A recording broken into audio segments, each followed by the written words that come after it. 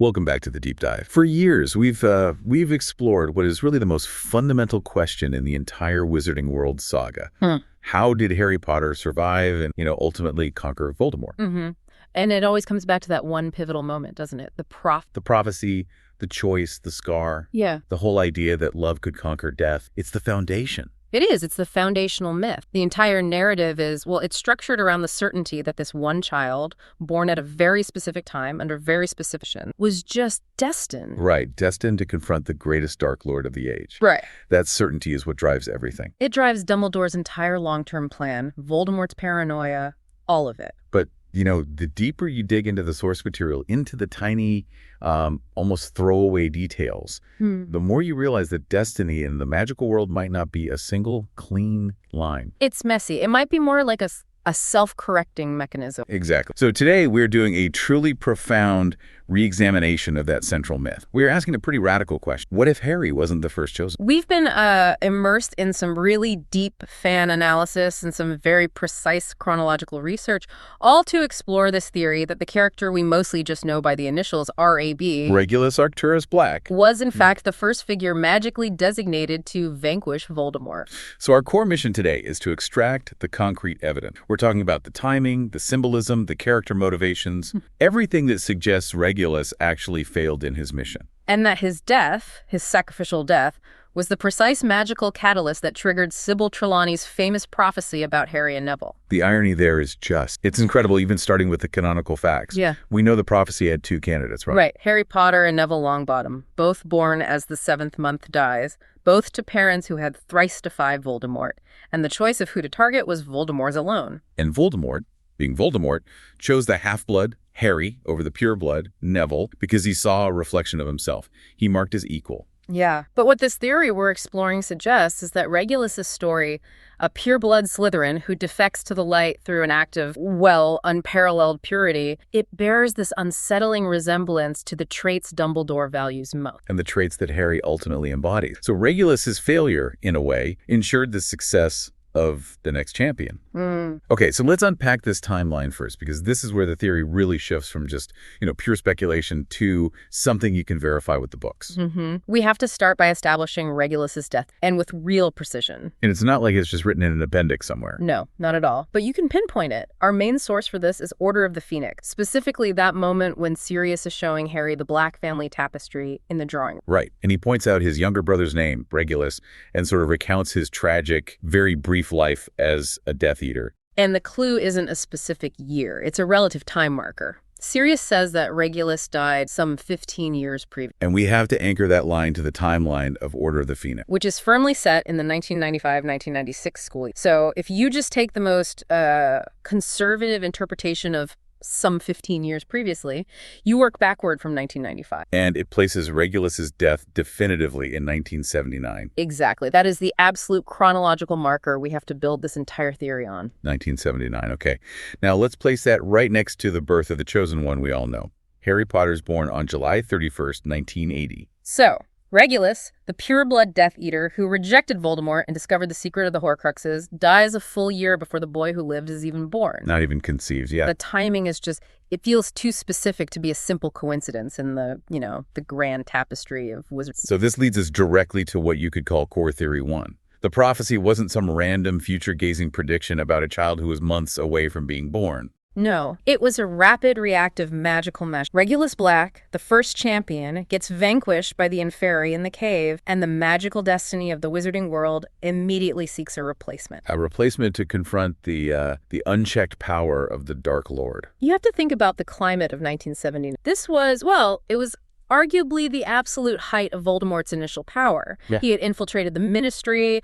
The fear of him was just paralyzing everyone. And he was actively collecting and securing his Horcruxes. The Resistance, Dumbledore's order, they were suffering huge losses. So when Regulus, a privileged insider, failed and died, the magical cosmos likely registered a catastrophic defeat for the Light. Even though the Light didn't even know that battle had been fought. Exactly. That makes so much sense. It's like the magical world itself was screaming, the defenses have failed. We need a Plan B, initiate Plan B. Right. Which brings us to the uncanny timing of Trelawney's prophet. We're always asked to just accept it as this miraculous stroke of luck. Yeah, Dumbledore, looking for a divination professor, just happens to be interviewing Trelawney, who is, let's be honest, known for being a bit of a fraud. A mediocre seer at Right. best. And he's interviewing her at the Hogshead, which is explicitly described as this dingy, seedy place. Not exactly a room full of clairvoyant vibrations. And she just blurts out the most important prophecy of the century and then immediately forgets it. Just returns to her normal, slightly flaky self. The theory argues that Dumbledore's presence was luck, but the rest of it was pure concept. What if his presence was necessary to hear the prophet, but the actual cause, the event that, opened the prophetic channel? Was Regulus's sacrifice at that exact moment? To really reinforce this, we have to look at the time constraints the source material itself puts on the prophecy. Okay, so constraint number 1 is the simple one. It has to happen before July 31st, Because it predicts the birth of someone who will be born as the 7th month dies. Right. And constraint 2 comes from Trelawney herself. In Order of the Phoenix, so in 1995, Dumbledore finds her, and she says she's been at Hogwarts for almost 16 years. So 1995 was her 15th year. Which places her hiring, and therefore the prophecy, squarely in 1979. So we have a window. We need an event that happened sometime between, say, September 1st, 1979 and July 31st, 1980, and the date we pinpointed for Regulus's death. Late 1979. It aligns perfectly. It's too neat to ignore. It creates this beautiful, almost poetic synchronicity. Regulus died, taking a key piece of Voldemort's immortality with him. Or at least making Voldemort think it was still safe, which is just as important. He prevented Voldemort from knowing it was missing. And in that instant, the self-correcting magic of the world designated its next champion. His failure closed the door on the idea of a pureblood Death Eater redeeming himself to stop the Dark Lord. And the prophecy swung open the door for a half-blood child to finish the job? But hold on, let's dig a little deeper into that. Why was Dumbledore, even at the Hogshead in late 1979, interviewing a new divination teacher at all? This is a critical moment in the war. Yes. This is where we bring in a detail that the analysis points out is often overlooked. The death of Regulus's father. Orion Black. Exactly. The source material confirms that Orion Black also died in 1979, and the Black family, as we know, has this ancient, complex connection to the stars, astronomy, to the classical magical arts like divination. Their family obsessed with legacy and a certain kind of dark academia. So what if Orion Black, this powerful figure from one of the Sacred 28 families, what if he was the divination professor, or held some other post that created a vacancy at Hogwarts? His death in 1979 would force Dumbledore to urgently fill a post right around the time the prophecy was made. It explains Dumbledore's urgency. It explains why he's interviewing someone, anyone, even a seemingly mediocre candidate like Trelawney, in the middle of a war and in a discreet location like the Hogshead. He wasn't just casually interviewing. He was filling a sudden, maybe even magically significant vacancy. A vacancy created by the death of the patriarch of the House of Black. So the very foundation of the Black family tragedy, the death of the father, followed almost immediately by the sacrificial death of his son, Regulus. Was the twin mechanism that both forced Dumbledore to be present to hear the prophet and caused the prophecy itself to manifest. Wow. It totally recontextualizes the events of 1979. It wasn't just a time of waiting around for something to happen. Not at all. It was a time of intense, unseen magical activity. And this foundation of the Black family tragedy becomes the necessary catalyst for Harry Potter's story to begin 9. Okay, so we've nailed down the when. Let's turn to the deeper literary meaning behind who he was, and we have to start with his name. The Black family tradition of naming children after stars is always rich with symbolism, but with Regulus, it's just bursting with irony and foreshadowing. We all know Sirius Black is named after the dog star, brightest star in the sky, and of course he becomes an Animagus dog. But let's really dissect Regulus Arcturus Black. These aren't just random cool-sounding names. They are ancient markers of kingship, guardian. Let's start with the first, Regulus is the brightest star in the Leo constellation. And Leo, of course, is the lion, the eternal symbol of Gryffindor bravery, chivalry, daring. The irony just hits you immediately, doesn't it? The brother who was sorted into Slytherin, who took the dark mark, who followed pure blood doctrine, is named after the symbol of the House of Courage. His name literally screams Gryffindor energy. It should have been Sirius's name. Right.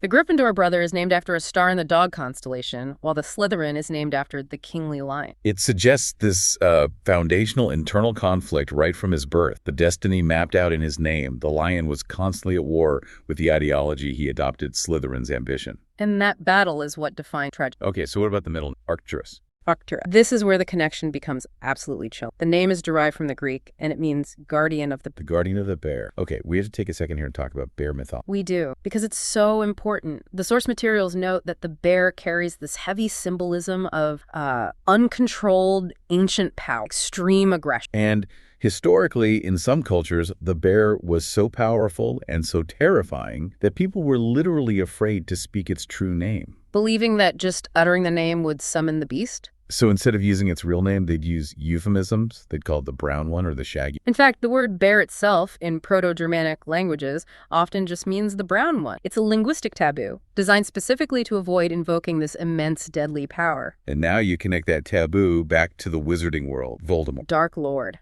An entity so powerful, so frightening that a huge portion of the magical population, even his own followers at times, avoids speaking. They call him you-know-who. He is the ultimate, terrifying, unspoken entity. He is the bear. I see the parallel perfectly. So if Voldemort is the bear of the wizarding world, then Regulus Black the Death Eater starts his life as the guardian of the bear. Yes. By his action, by his dark mark, he is sworn to protect the ultimate source of terrifying power. The theory suggests his true inherent nature. The Regulus, the Lion of Gryffindor, eventually rebels. That inherent courage breaks free from the bondage of guarding the bear. The lion triumphs over the guardian, and it leads him to defect and ultimately seek the destruction of the very force. That's a far more complex internal conflict than Sirius had. Sirius was always a Griffin. He never wavered. No, his path. Regulus had to battle his own inherited destiny and the choices he made just to survive. Which brings us to the big question. If he had this latent Gryffindor energy in his name, why was he sorted into Slytherin? The easy answer is family tradition, but the theoretical answer is much more poignant. It was about choice and trauma. He watched his older brother, Sirius, make the brave, reckless choice of Gryffindor. And the result was that he was completely disowned, despised, and literally burned off the family tap. Regulus was the younger son. He saw that trauma, that isolation. He was trapped in this pure-blood obsessed family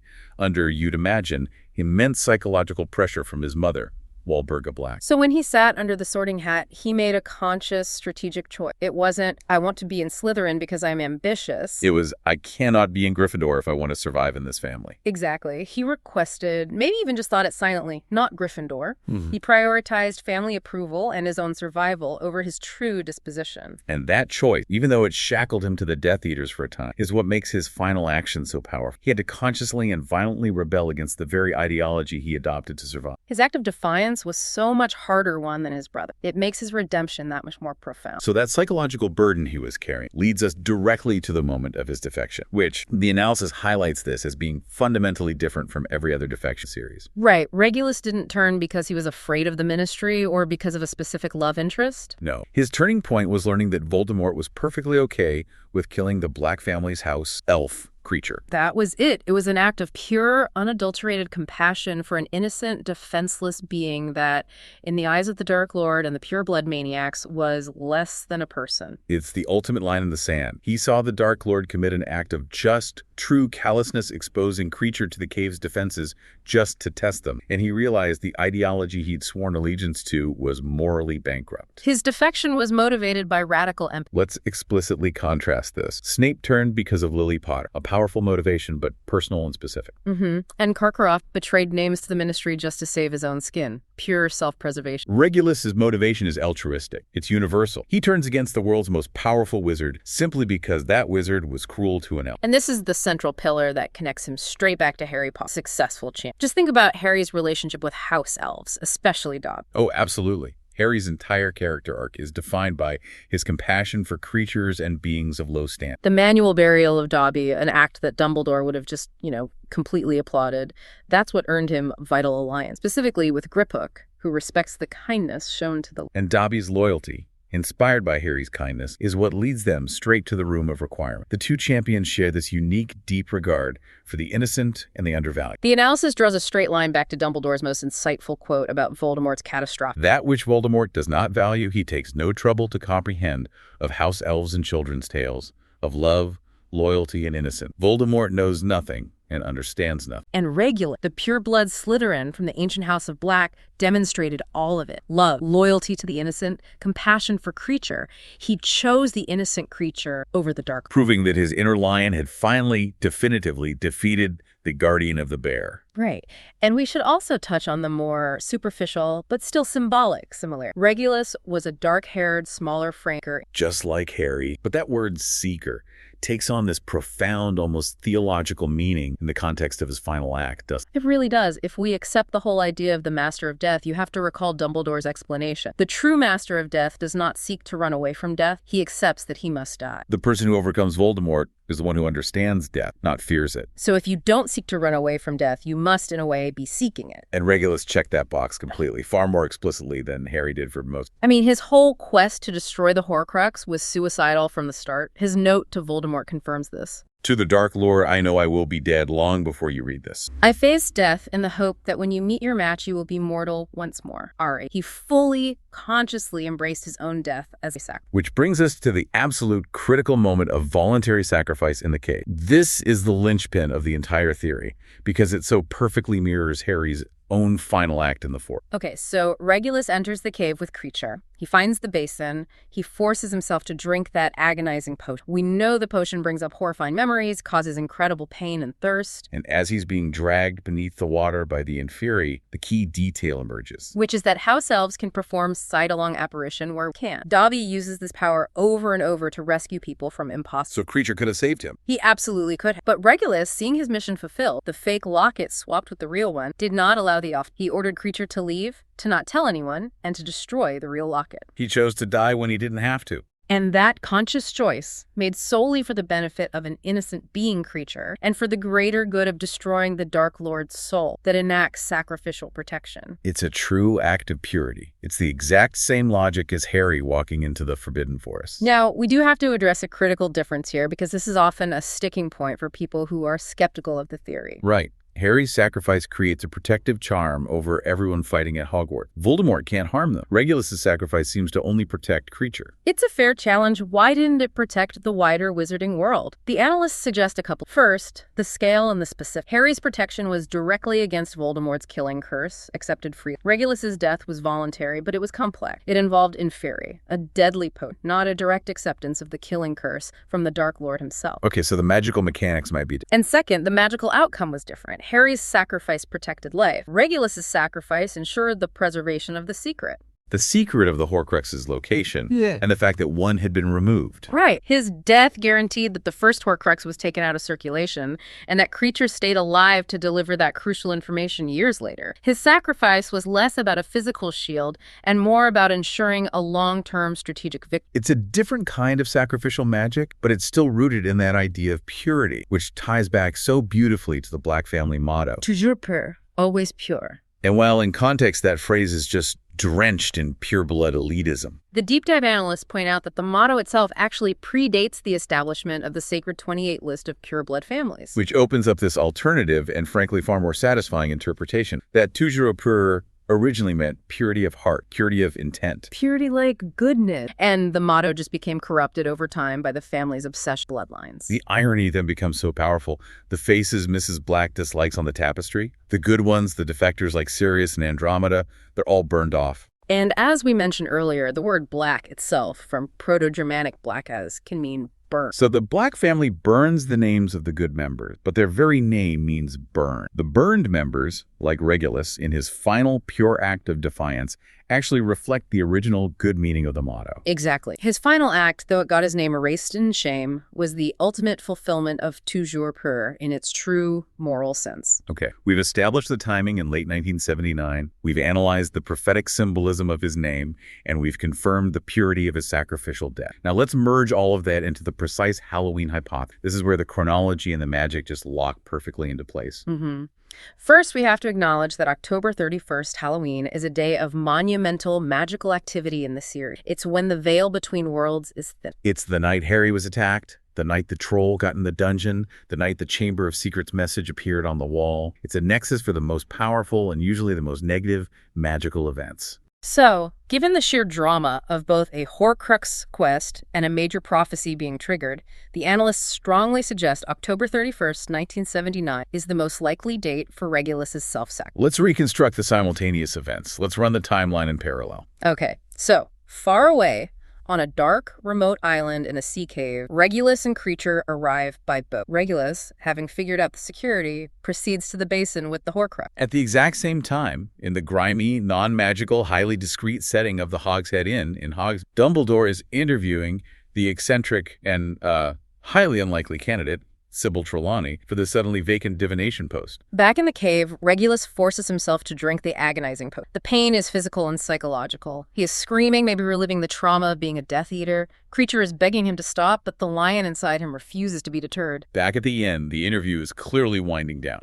Dumbledore is probably disappointed getting ready. Regulus finishes the potion, emptying the basin. Creature, frantic, but following orders to the letter, swaps the lockets. He commands himself to apparate out. Regulus is now dying. His strength is gone. He is dragged beneath the icy water by the Inferi. He dies, achieving his final pure act. The sacrificial protection is sealed upon Creature, ensuring the secret survives. And at that exact moment, the moment of the death of the first champion, Dumbledore stands up to leave the interview. But before he can exit, Trelawney's eyes glaze over. Her voice changes, becoming deep, tapping into the newly formed magical vacuum created by Regulus's fall. And she makes the momentous world-changing prop, the one with the power to vanquish the Dark Lord approaches, born to those who have thrice defied, born as the seventh month dies. It's a flawless magical alignment. Regulus dies, triggering a cosmic vacuum, and that void is instantly filled by a prophetic prediction about a child who will be born exactly 9 months later. A standard term of gestation from that October 31st date, which lands us precisely on July 31st, 1980, Harry Potter's birthday.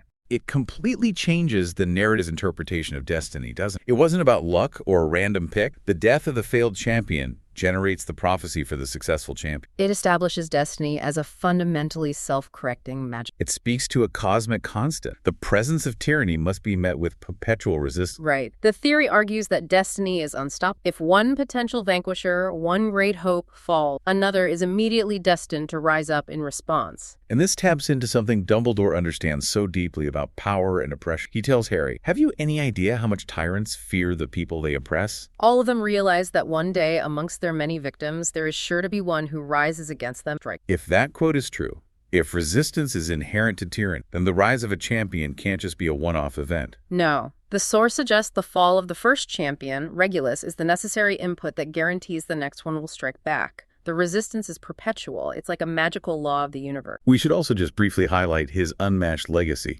Even in failure, he is the only character in the entire series, other than Harry, to not only learn about Horcruxes, but to actively undertake a quest to destroy. That fact alone elevates him from a footnote to a colossal, pivotal figure. And we have to speculate on how he even got this knowledge. Voldemort only told 2 living souls about Horcrux. Snape, who didn't really learn anything practical, and Slughorn. Slughorn, who was already traumatized by the memory. The sources suggest a relationship with Slughorn. Slughorn was the head of Slytherin when Regulus was there. Given Regulus's high standing, his charm, it's highly probable he sought out Slughorn in late 1979 to confirm exactly what Voldemort had done with his soul. And crucially, how to undo it.